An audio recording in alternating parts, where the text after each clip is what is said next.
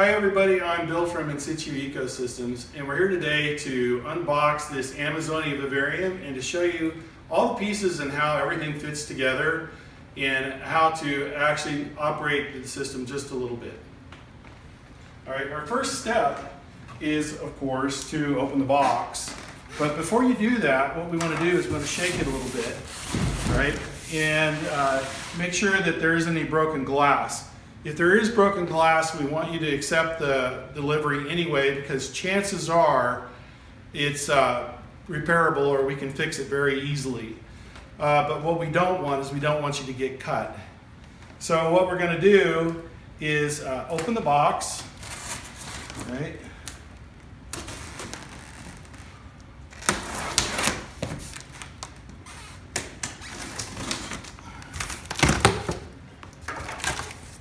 There you go. And the first thing you see in here is that we have two leaflets.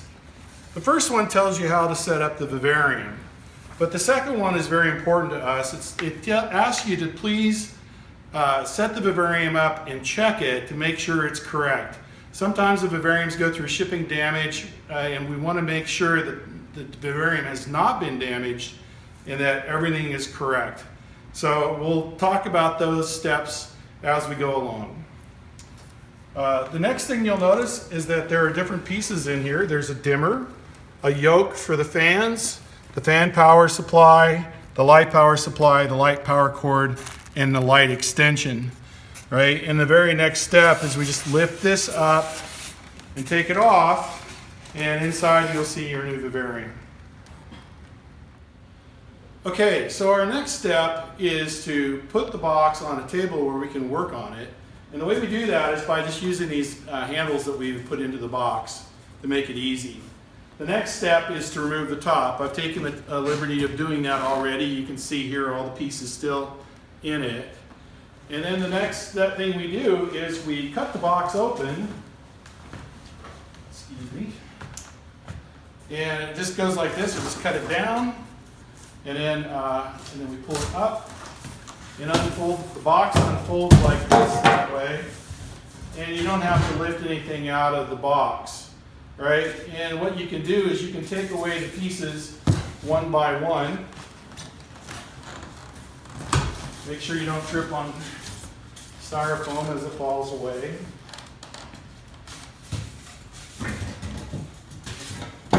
And here you can see the protective wrap that we've used to keep the doors in place and hold everything where it's supposed to be.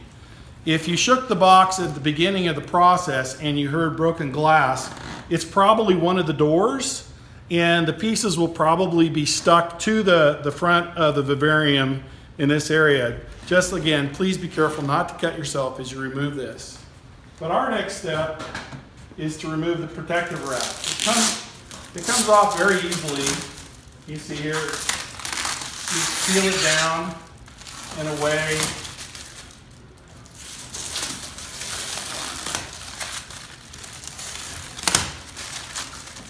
Right.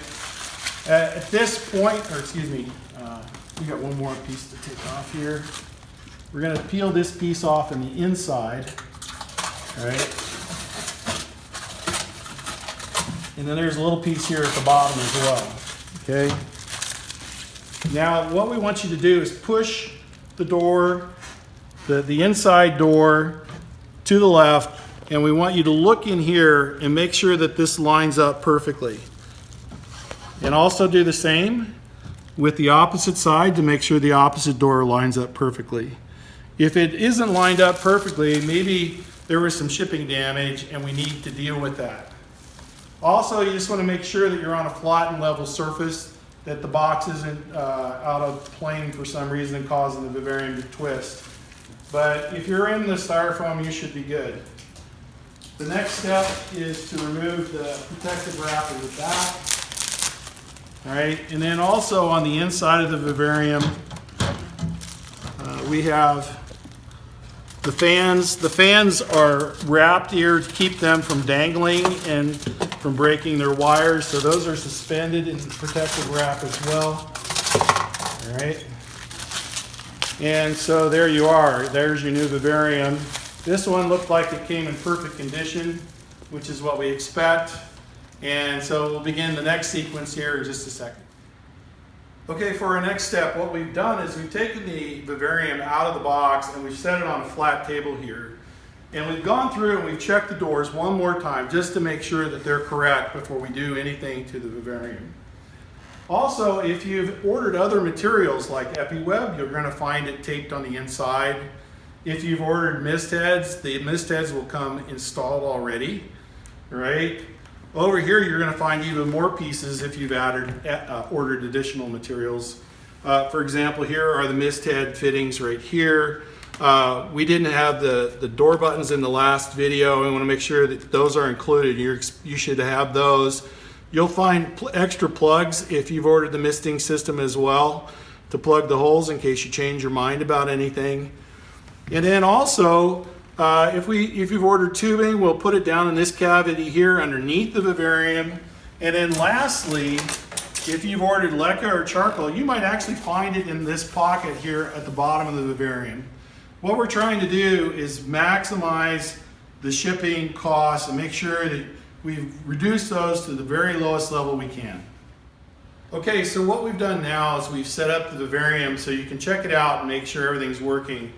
And what we want to do is show you how everything works, how it all goes together, so that you can make sure that everything is the way it's supposed to be.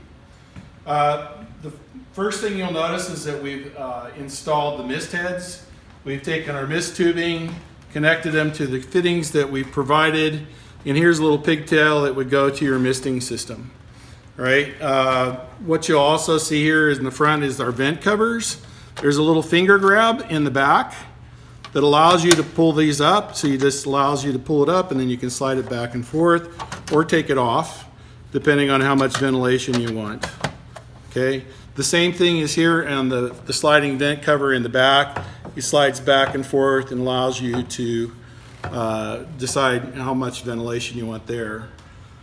The next thing we want to do is show you the fan, the circulation system. We open the door here, and the way the fan goes in, the diffuser is to the outside. The wire that's here wants to be put in that area, and all you do is just snap it in place like that, and then you can control the directionality of the airflow either against the side of the glass or more towards the center by just rotating the head. Okay, so what we've done now is we've turned the Vivarium around. It's all set up and ready to go, and we just want to show you how things work. Down here we have the drain hose, which we've plugged into the T on the back of the Vivarium.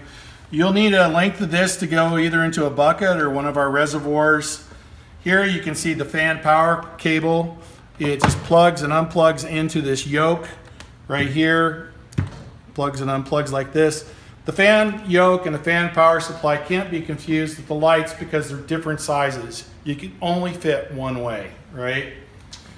When the fans are running, I want to show you a feature here called a dog tag, right? The dog tag opens and closes like you see here. And what it does is it forces air that's being sucked inside the Vivarium out. And so anything that's being sucked or driven out has to be replaced with air coming in. So if you have all your vents closed except for, say, maybe the front, then what happens is it draws fresh air from the bottom all the way up to the top and then out the back. So if you're in the fall and there's a lot of moisture in the air, this is a great way to dry out your Vivarium. And you can adjust this, as you can see, by just turning the tag just a little bit as to how much comes out. The next feature we want to show you is the dimmer for the lights. Here I've got it turned all the way off, and it can be turned all the way on. All right, it's about 44 watts. The power value at the top, about 6 inches from the top, is about 250. So it's very strong light. I wouldn't recommend you run it at full strength. What we normally do is we turn it down to about 60%, as you can see here. And then that allows you to kind of dial in where your plants are. If they're not growing, you can turn it up a little bit. If they're growing too fast, you can turn it down a little bit. And you don't have to worry about burning your plants.